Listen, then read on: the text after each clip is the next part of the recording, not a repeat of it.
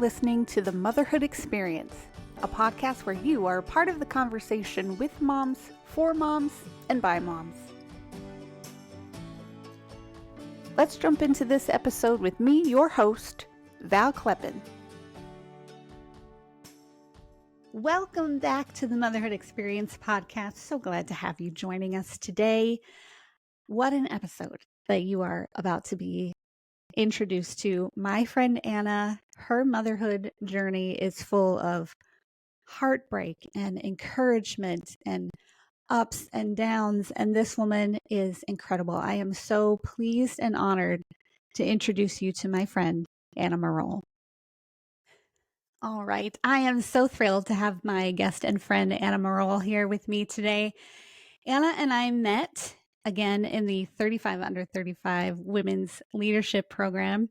And I think we had talked here and there throughout the program, but it was when it was wrapping up and we were put in groups to listen to one another's like closing speeches, and that is when I heard your story and was blown away. I remember tearing up listening to your speech and having you get through it and thinking, what an incredible woman. And that story was about your entrance into motherhood.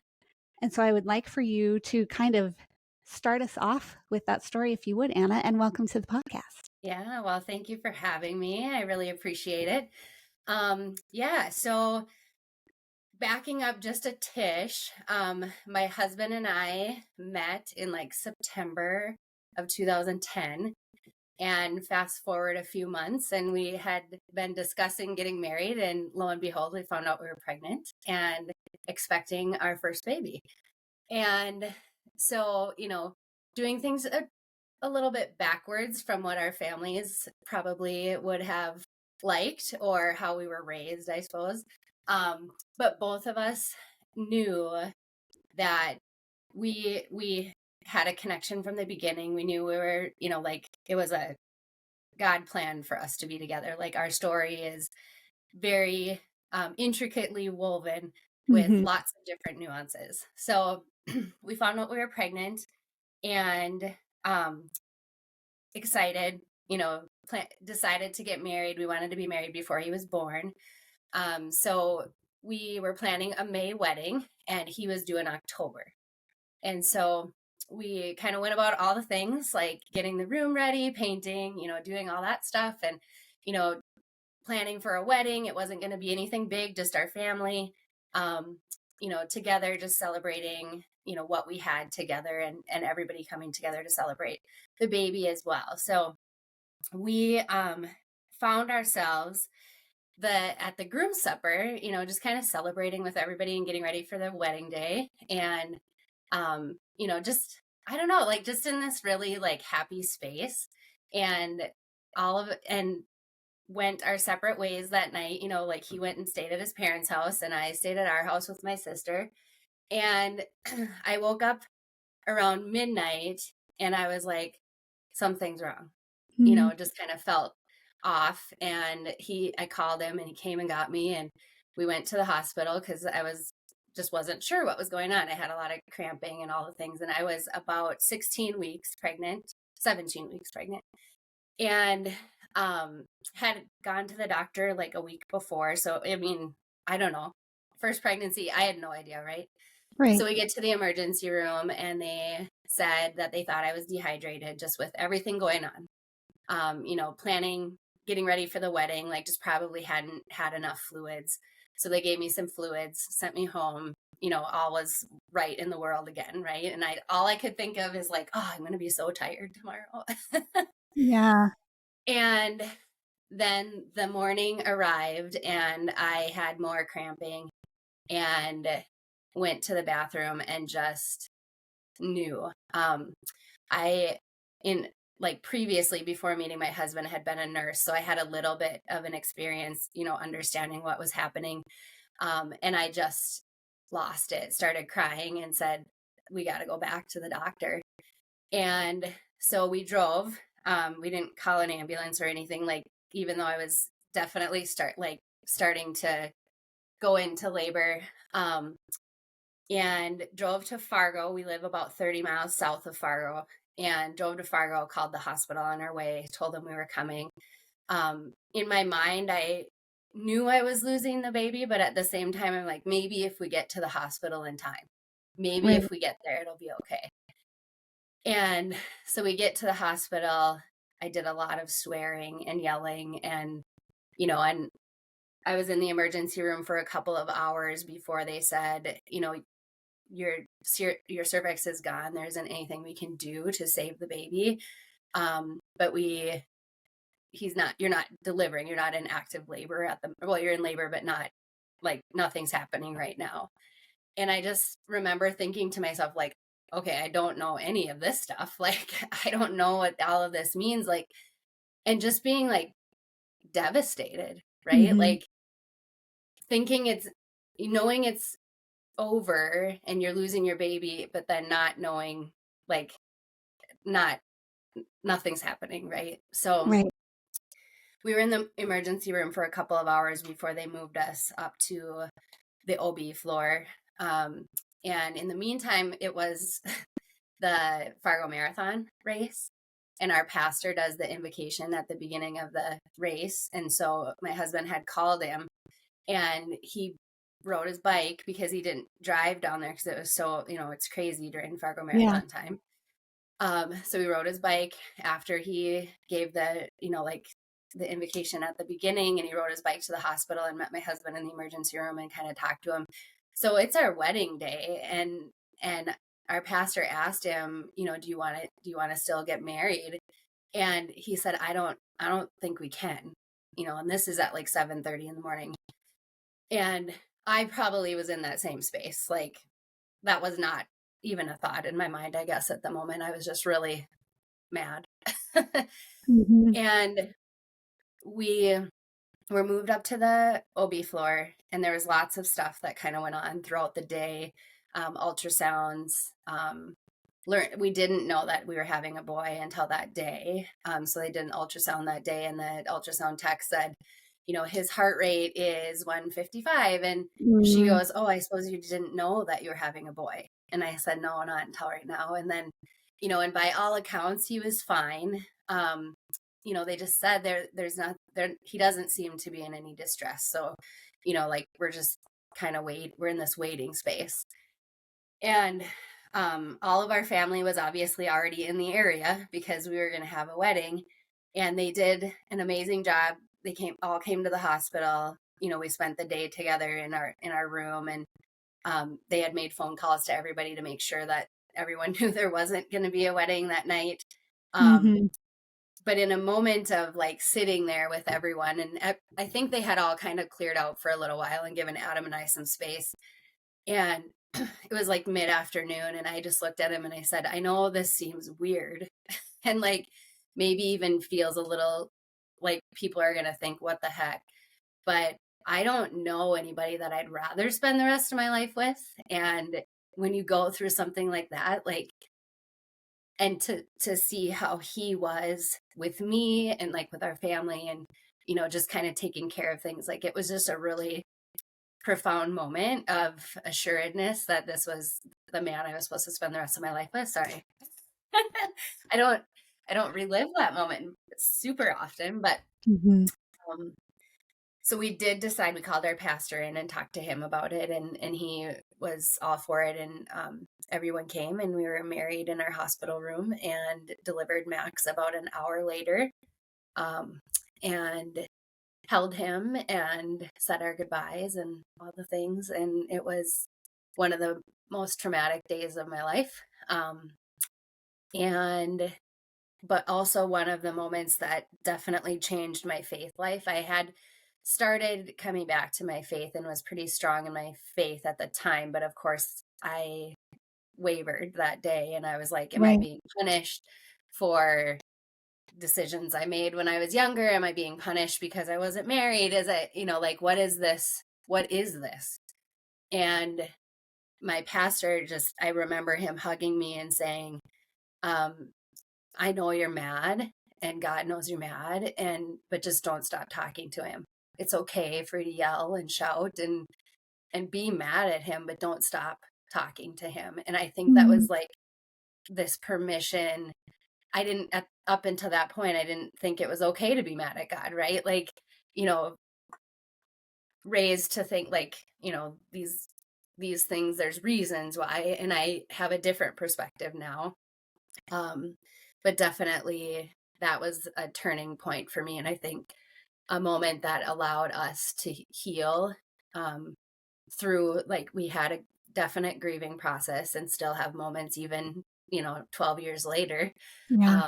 But it was a moment for me to just be like, okay, it's okay. Cause I don't know how else to share this. And I need to be able to yell and be mad. And Yeah. yeah, so Yeah. And what a blessing for your pastor to be able to truly shepherd you yeah, through that that day. yes. So many plates in the air. Oh my goodness. And so much to process through, and everything that you thought was going to go one way Mhm. was turned completely upside down. And so I remember you giving this speech about this story and just sitting there. And at the time, I had Haley, our oldest, who was, Mhm. emergency cesarean, preemie, 30 Yeah. days in the NICU baby. And I'm hearing your story and thinking, wow, this woman has some grit, to be sure. And then you tell me a little bit about the miles for Max. Sure. So prior to even meeting Adam, I was running and ran, 5Ks and half marathons, 10Ks, things like that, just more to stay active. I've always been an active person, and running just seemed logical as I got older because it didn't involve me needing to like be a part of anything. I could just do it. And when we had Max, I, like there was a definite time of just questioning, like, what is this? Like, Mhm. wondering, where do we go from here? And things like that. And so a friend of mine just knew that running was important. It was an outlet for me, just as a mental health piece too, just to be able to go out and go for a run and feel better about things. And she said, and I'm just kind of a doer too, right? Like Mhm. I need to do things. And she texted me one day and said, I just really think that you should do a 5K, like a memorial 5K. And I was like, hmm. And this is, I don't know, 6, 7 weeks later. I mean, it wasn't far away. Yeah. And I just took it, and Adam and I talked to Adam about it, and we kind of just took it and ran. I was the childcare center director, in a church based childcare center in Fargo, and really kind of utilized that as a way to share. They all obviously knew what had gone on, but use this 5K to, just honor children in general, but as a memorial for our son. Um, and I remember when our first race was that September, so it was, right after we had lost him, not too many months later. Um and how our church community showed up, and the childcare center showed up for us and that event. And I still have some pictures of me walking with the kids that are in our program and being able to talk about Max. And um I think that's one of the biggest things about doing the race is I just Mhm. never wanted to forget. And I Mhm. think, and not forget, but not be able to talk about him. Right. I mean, that makes sense. I mean, I knew I Yeah. would never forget, Right. and Right. Adam would never forget. But one thing that I remember thinking is, if we have more children, are they going to know their brother? Sorry. Don't I, apologize. I didn't want that. I didn't want, I, and people remember their children if they've lost their children in a variety of ways. And that just seemed to be a way that worked for us. And so, yeah, so we started Miles for Max. You know, as part of our grieving, it helped me to, just kind of focus on the good things that we could do. And we donated the money that we raised back to the Sanford Family Bereavement Center, because when we left the hospital that day, they had given us a box that was Mhm. handmade.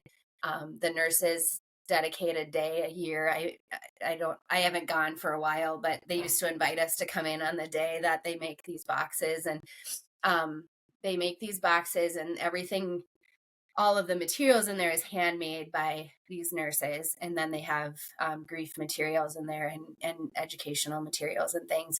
And we had like the molds of his hands and feet were in there, all the things that you would get with a baby, right? Mhm. His bracelets, a little blanket, the things that you would take home as a mom. And so the money was donated back to that event so that they could purchase materials for those boxes for moms. And that helped us a lot. And then Mhm. to be able to go in each year and kind of just talk about, what we're doing with Miles for Max, and what they're doing with these boxes and the things that they could add to them, because they were getting some additional funds that were coming in. I mean, it wasn't a ton of money, but it was something, right? Like, so yeah, that was something, and we still do it every year. So Yeah. Yeah, a beautiful bridge really to keep the legacy of Max going, and it's a weird, delicate place to be in, to be a parent on the other side of the grave. And so yeah, I think that you and Adam did a wonderful, not only a wonderful job with establishing Miles for Max, but just in how you nurture and foster and run it every year. I, yeah. Thank you. honestly, kudos to you, because it's no easy it's no easy task, No. especially with all of the experience and emotions Hmm. involved in it. You guys do a beautiful job with that. Thank you. Um, and so it was 20 was it the end of 2012 when you got pregnant then? Or was it Yes. Probably yeah, 2012. I think like late summer, early fall. We found out we were okay. pregnant with our second child. Yep, Lakin. And were you terrified? Yes, terrified. Yeah. Yeah. I think because we got pregnant with Max unexpectedly, one, we thought when we were ready to start to try again to have another child, I think we thought it would be a little bit easier because I don't know, like I just thought like I must be able to get pregnant really easily, and it wasn't quite as easy. Mhm. And then when we found out we were pregnant, um we had both quit our jobs in Fargo. Adam had a job in Wapaton, but I was just gonna sub. And so, like I feel like that's how it works, right? Like you do these like big things, and then all of a sudden you're like, oh, and we're gonna have a baby. Okay. And we've already lost a baby, so now we're gonna have some added like feelings around being pregnant. Yeah. So yeah, so it was a real trip. Yeah. And it was no easy entrance into the world for your daughter Lakin either. Tell me about her delivery and all that ensued. Yeah, so at about, that 18 mark where that was where my anxiety kind of was rising too, because I was like, Mhm. okay, if we can get past this, this is good. And I went on progesterone shots around that time just to kind of like, I don't know, they just wanted to make sure that was one step they were going to take. And I was teaching actually in my hometown, which was about 45 miles south of where we were living. But I only went twice a week. It was just kind of like something in between subbing and trying to find out what we were doing. And I was teaching, and I was teaching preschool, and I was down on the floor with a little guy, and I still remember we were measuring with our feet how long, how tall each other were, so like the kids were walking themselves out and we were measuring. Yeah. And all of a sudden I was like, oh my gosh, I just peed my pants. And I was 28 weeks along, and I was in again, I knew what was happening, but I wanted it to be something else, right? Right. Right. So my hometown has a clinic and a hospital, but they hadn't delivered a baby in probably 15, 20 years, and certainly not a premature baby. So I remember walking to the office and into the bathroom, and another just really big God moment. I walked out of there like a little panicky, and one of the only nurse practitioners in town happened to be at the school that day walking down the hallway towards me. And she said hello, and she saw my face and she said, "Are you okay?" And I said, "No." And she goes, "I'll call the hospital and tell them you're coming." And she took care of everything. It was like a 2-block drive. So I get in my car and drive, um, and call my husband on the way, who was at work, and they had to page him and he wouldn't come to the phone. So I have to tell one of the guys that worked with him. I just said, "Can you tell him I'm having the baby?" And he goes, "What? Like, you're not supposed to have a baby right now." I'm like, "I know, but I'm on my way to the hospital. Can you just tell him to call me?" And so I have some weird way of staying very calm in very high stress circumstances. So I was like, took a deep breath, drove myself to the hospital, get to the hospital, walk in. They were ready for me, like they did all the testing to make sure it was amniotic fluid, all the things, get me ready for the ambulance. And all I kept saying is, "You've got to get me to Fargo." Like I've got to get to Fargo, which was 90 miles away. Mm-hmm. And in between my hometown and Fargo was another hospital, but again, not delivering babies, certainly not preemies. Like, oh, it was wild. Got to the hospital because all they said is, it depends on how you're doing. We'll monitor you on the way. And yeah, so I get to the hospital. Adam was there. I'm expecting to have a baby because like it just seemed like that's what it was supposed to happen since my water had broke. And the doctor came in and said, did some checks and things, and said, "Okay, like we're going to give you these injections tonight, and in 48 hours we'll give you another injection." And I was like, "Well, aren't I having a baby? Like, I don't understand what's happening." And she goes, "Well, I hope not, because we'd like you to get a little bit further along. And with the medications that we're going to give you, it'll at least develop her lungs." And I was So, like, so those were steroid shots? "Yes." Yeah. So steroids given to help speed her development along, because she was only 28 weeks. And they said, "Hopefully you'll be here until you have the baby," because my water had broken. But she was in the right position, and as long as I was in bed, amniotic fluid was able to build up into my uterus and keep her safe. And Mm-hmm. so they just said, the potential for lots of other complications could be the longer that we're in this situation, but at this point we just need to get these injections in you so that when she comes, she's got a little bit more stuff developed. Mm-hmm. And Mm-hmm. so I was on bed rest for 9 days, and it's February, and my husband did go back to work for, like he would go to work and then drive up to the hospital because we never really knew when she was coming. And the night that she came, I think it was Super Bowl or maybe the day before Super Bowl, and there was a blizzard coming. And I told Adam, I said, "I think you have to come now, because if you don't come now, you're going to be stuck at home. And what if I deliver over the weekend?" Oh, it's just crazy. And yeah, so was on bed rest for 9 days, delivered her. She was 3 pounds, 10 ounces, and went to the NICU right away. We were in the NICU for 2.5 months, 6 weeks, a month and a half. Yeah. So Mm-hmm. that was a wild ride. We were in the NICU with a set of triplets. So, I mean, obviously the NICU has lots of babies in it, but we were in Yeah. this little pod with 3 babies that were micro preemies. My baby at 3 pounds, 10 ounces was like a giant in there. But yeah, lots of emotions. The NICU is not for the faint of heart, for sure. So That is the truth. yeah. That is the truth. And I remember, through Facebook, we're getting updates and Mm-hmm. just praying so hard for you guys Mm-hmm. and celebrating when she could finally come home and she was still itty bitty, So and all of the follow-up appointments, NICU life, like you said, it's not for the faint of heart. no. But praise God, Yeah. she was here. Yes. She was Yeah. here. And it was, so she was born in February, and it was in April when Harlan died. And I know that the 35 under 35 ladies had talked about attending the funeral together for Harlan. I still remember the giant bouquet of 35 roses. Mm-hmm.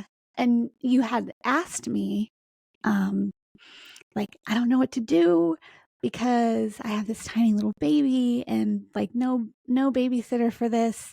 I Yeah. want to come and support you at the funeral, but I've got Lakin. And I said, no, I know Yeah. your story. I know what you've been through. You bring that baby girl. And she was so teeny.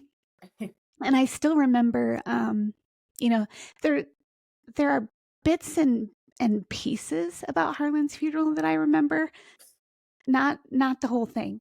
But I was talking about this in my episode with Sarah a few weeks ago.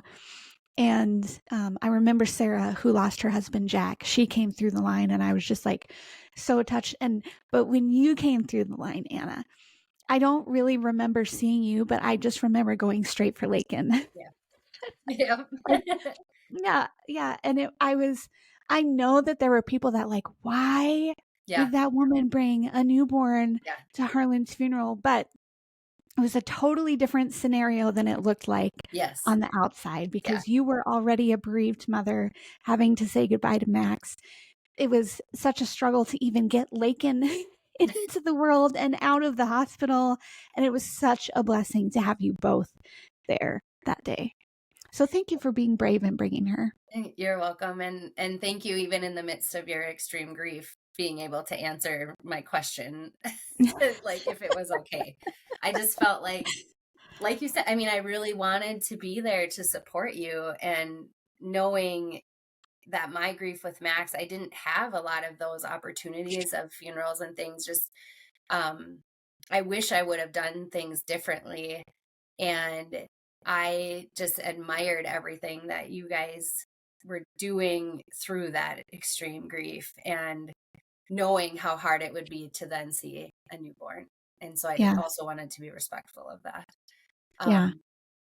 Yeah, it's, And you very much were. And Krista, who was another gal in our leadership class, her son Seeley was born, I think, within a couple of weeks, I think. And I remember the first time seeing her, and we were at a going away party for someone else. And at the end of the party, she came up and asked me, "Do you want to hold him?" mm-hmm. And I said, "Yes, but not here in front of everybody." Yeah, yeah, But I was just so grateful that she yeah, asked. yep.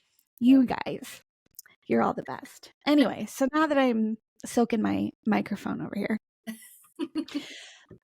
what is the age difference between Lakin and Addison? 20 months. So, Okay. yep. So for all the listeners, I just gave a spoiler alert here. You got pregnant again. Yeah. And Did. then so you've had these two traumatic pregnancies. Mhm. You get pregnant again. What was Addison's pregnancy like? Um, Also a little bit of its own journey, but not quite as bumpy.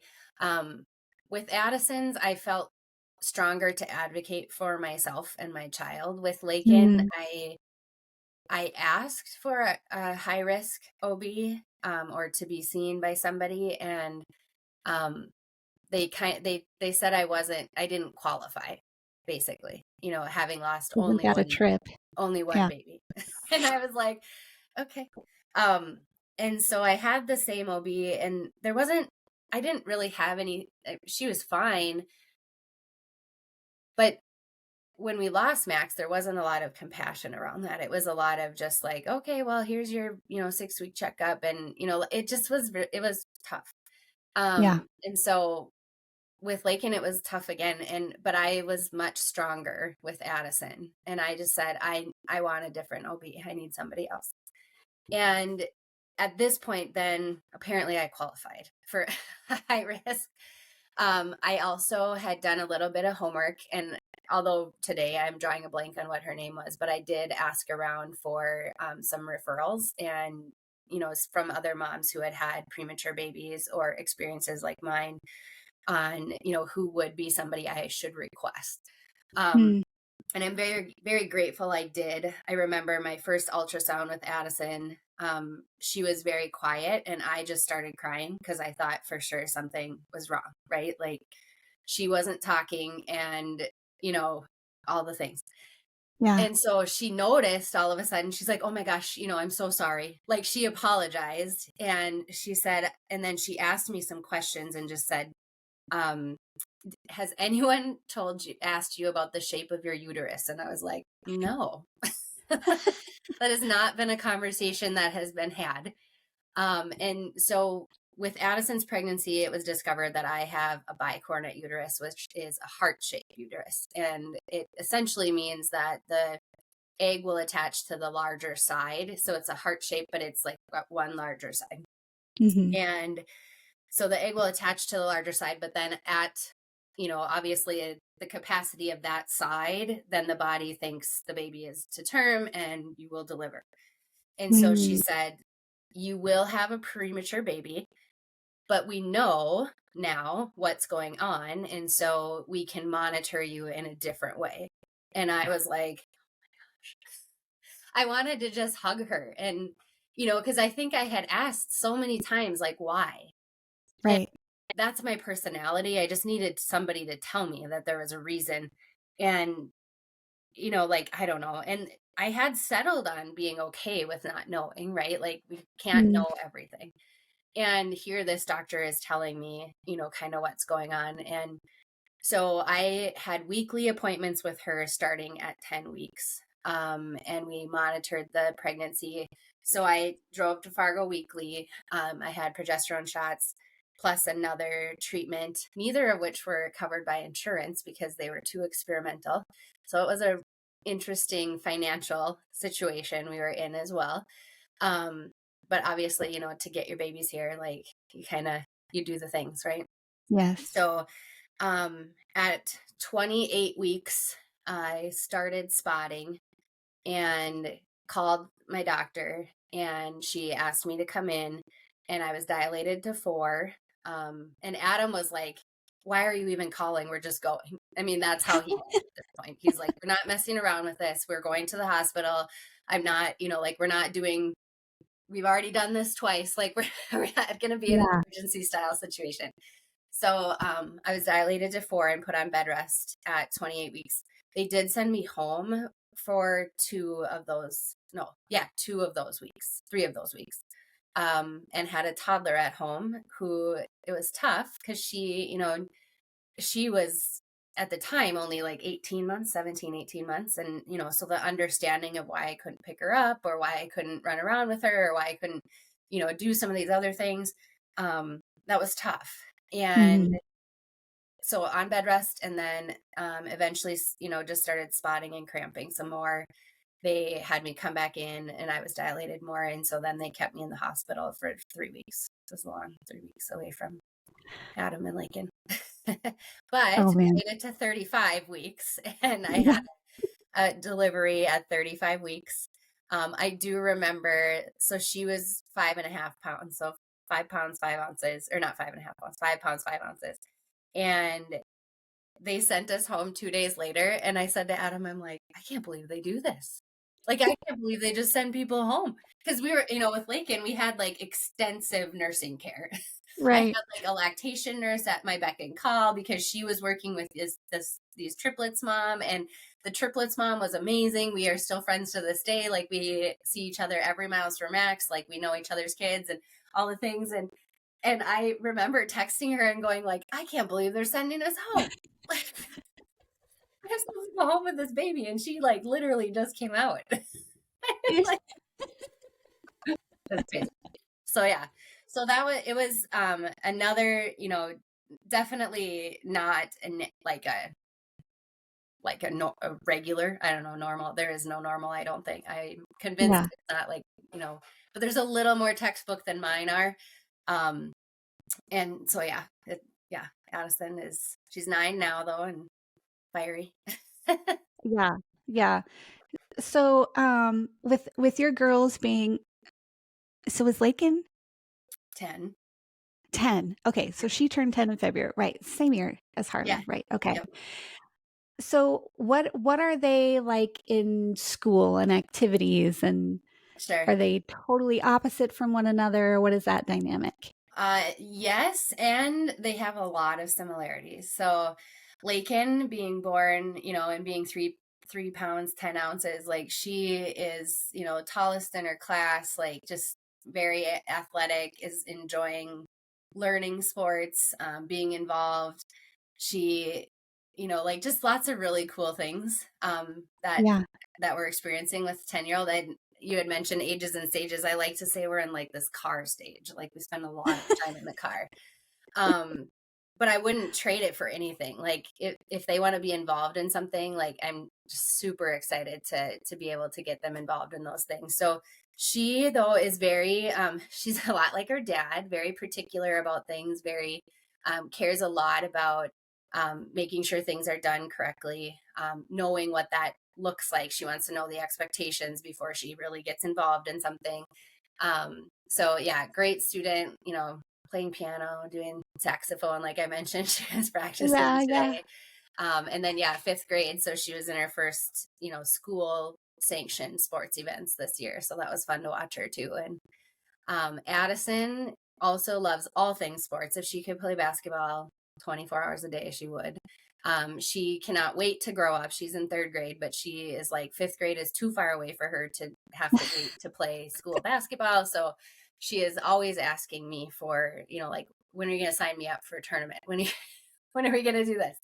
Um, she's definitely the more of the free spirit of the crew. So Mm, very loving, very loves to give hugs, loves to make sure everybody feels good and um, feels loved. So yeah, they're mm, very different in those, like in how they express their love for their family and friends. But definitely each has their own way of doing that. So it's fun, yeah. and they're close in age. We live in the country now, and we moved out here 8 years ago, so right when Addison turned 1. And we I like to say we live like in the middle of nowhere because the tar road ends where our driveway is. It's like it's just done. And but like the gift that we've given them to build a relationship with each other, because there isn't anybody else. We don't have any Yeah. neighbors nearby that they can play with. They certainly get into their sister arguments, and we've got, moments of like severe disagreements. Um, but at the end of the day, like if they want to do something, it's easier and more fun with somebody. So I think their relationship as sisters is just kind of fun to watch too. And Addison actually is, both of them love to talk about Max, but Addison is the one that she's always talking about him. And if sometimes, I don't know if this is the same for you, but sometimes when people ask, how many kids do you have? Um, Depending on the situation and like the circumstances that we're in, I'll just, like, well, I've got 2 girls, right? Like, cause not that I do share about Max, but sometimes I'm like, I don't really know you. It's not, I don't Right. know that it's, I don't know. But Addison will always chime in and say, you have 3 kids, mom. And Max lives in heaven, so she's done that since she was little. Um, and I remember one moment she was playing upstairs and she was talking in the room and playing with like her dolls or whatever. And I just was standing outside the door listening, and she was having a full on conversation with like somebody was in the room. And so I just peeked in and I said, "What are you doing, honey?" And she goes, "I'm playing with Max." And, like she was having this full on conversation over her toys, and they were playing this game. And I just like started sobbing. Yeah. you Right. know, I was like, okay, because that was my fear, is that my living children wouldn't know their brother because they came after. And that hasn't been the case. Like Miles for Max has been there, but also, we try to do different things. We've done different things with an organization called Hopeful Heart, like, you know, stuff like that, where they put on events for us to come and, be a part of as a family to remember. So Right. I don't know, just trying to do some of that stuff too to remember. So, Yeah. Yeah. It's such a beautiful heartbreaking, encouraging journey in motherhood that you've had. And I'm so thrilled that you were willing to come on and share about it. Yeah, well, I thank do want to ask you, I do want to ask you about working with Bio Girls, what that is and what that's like for your girls. yeah. So I taught for 15 years. I've taught primarily kindergarten and first grade. And it was the year after COVID, so 2021-22 school year. I had been volunteering for the organization Bio Girls for about 5 years already. And they were looking for a position called a volunteer manager, which is the person that kind of helps women bring it to their community, this program to their community. And off the cuff, I just said, hey, have you hired this person, to the person who was my volunteer manager at the time. And she said, no, we just haven't found the right person. And I just made the off the cuff comment of like, it would be really fun, I think, to work for Bio Girls and, just have that opportunity. And I got a call from Missy Heilman, who's the founder of Bio Girls. 2 days later, I thought she was calling me about something else. It was at the time, it was still pretty small. And so to get a call from her wasn't super weird because I Mhm. know each other. She knew, like she knew what site I was at and, kind of what I was doing. And so I thought she was calling me to kind of explain some of the changes that were happening for the upcoming season and whatever. And so she calls and she said, very casual, like, how's the weather type conversation at the beginning. And then all of a sudden she goes, would you be interested in interviewing for this volunteer manager position? And I was like, well, I didn't see that coming. And she even said, she goes, I can tell I caught you off guard because you're normally not speechless and you aren't saying much. And so, yeah, so I went home and talked to my husband about it and talked to the girls. And my girls thought I already worked for Bio Girls. So they didn't really know what I was asking them because that's how involved I was with the organization because it mattered so much to me. And Adam and I both said, it's an opportunity that if I don't take advantage of it, will it come again? And Mm, as a teacher, I love teaching. I love teaching people. I love teaching children. I love doing that stuff. But I was okay taking a break, to see if there was something else that I should be doing right now. And so I interviewed and got the position.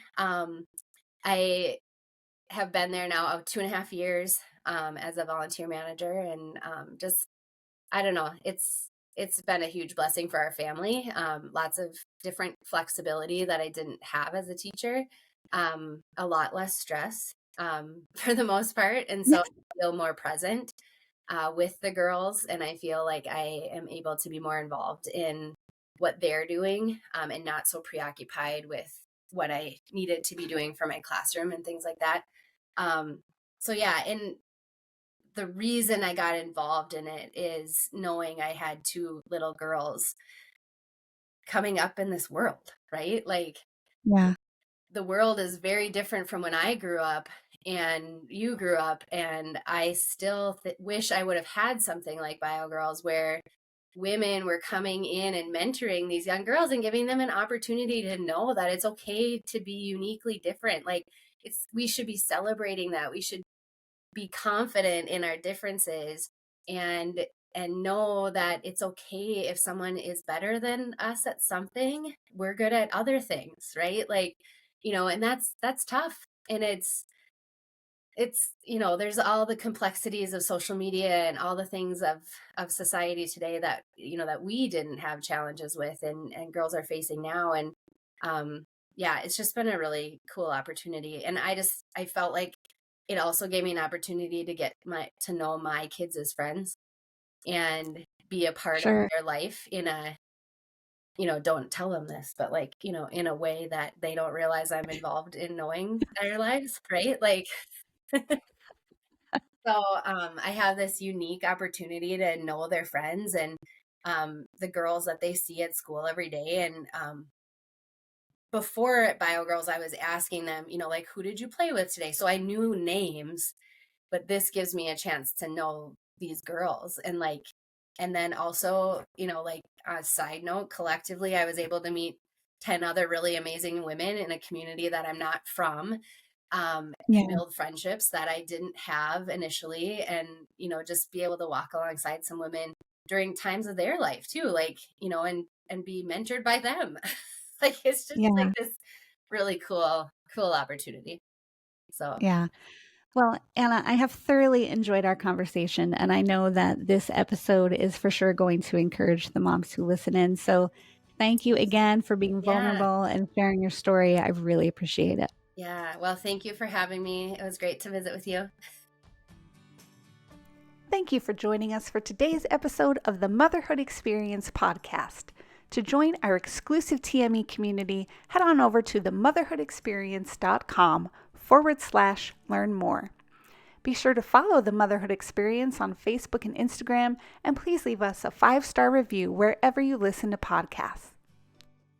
If you're watching on YouTube, leave us a comment below, and we'll catch you next time.